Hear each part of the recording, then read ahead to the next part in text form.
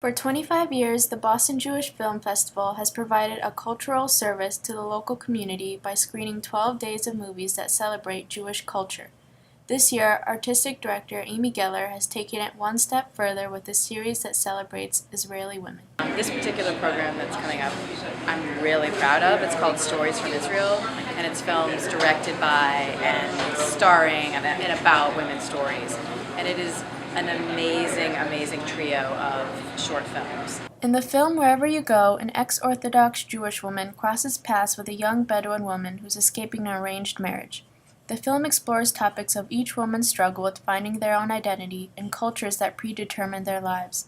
The two other films, Aya and Jerusalem ER, also deal with women's roles in modern-day Israel. For Amy, it was especially important to incorporate a separate series for women filmmakers who are a minority among the male-dominated film industry. It's pretty sad that that's the state of things. So I just feel like there's plenty of amazing work out there being directed by women. It's just not getting play.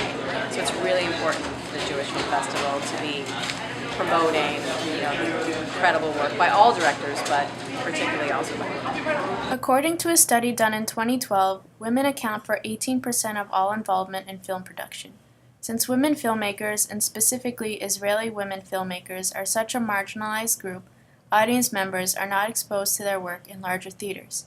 The festival provides an opportunity for the general public to become exposed to stories they otherwise wouldn't have seen. It's great to have Jewish films and films from Israel for this community, especially because a lot of times these are the only places where these films will be screened for a big theater. So it's nice for people to get to see them and also to get to see them in a group.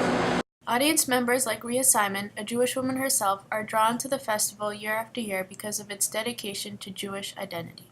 The themes to some of these movies are so intense.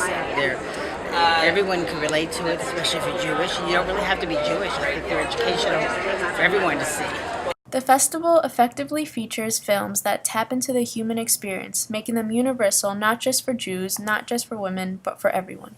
They're funny, they're sad, it's just good films. Geller, now in her second year as artistic director, is proud of the continued support from the community, but she's especially happy to dedicate one day to women because of the festival's own history. I think that there's a history of incredibly strong women leaders in this organization, from the founding director, who was Mikkel Goldman, who was also a filmmaker and a mentor of mine, through to a handful of other strong women that have really carved out the niche that we now have. And I feel like I owe a huge debt to them, and I'm really proud to continue the legacy.